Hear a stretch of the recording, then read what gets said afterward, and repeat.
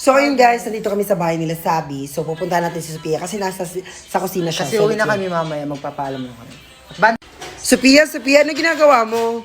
Nagluluto ako ng pancit canton para sa inyo. Hala, totoo ba? Ayun na yung pancit canton na iluluto mo sa amin? Kain kayo, oo. Hala, thank you. lang yun? Ay, bigyan na lang din kita. Okay. Hala, thank you. Day, may juice kayo, Day? Oo, wait lang. Ito. Sige, Day, sige, Day. Ito muna. Hala, thank you. Day, ang bait ni Sophia, guys. Tignan mo, pinaglutuan niya pa kami ng pancit canton.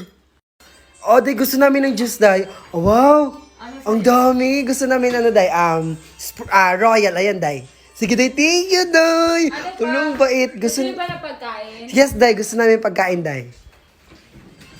Hala, grabe. Ang dami nilang pagkain dito. Oh my God. Parang Malik's house lang din, no? Grabe. Ang yaman nila, Sophia. Hindi naman kami na... Gusto namin, Day, kanang, Stick, oh. stick o, Day. Oh, Kana lang, Day. gawin nyo na yan para may makain kayo sa biyahe. Hala, thank you.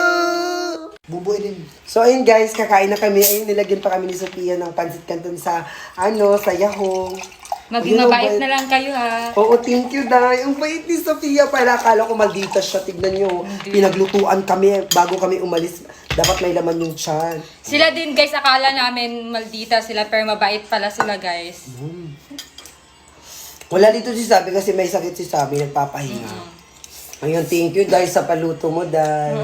Kaya, guys, subscribe na YouTube channel.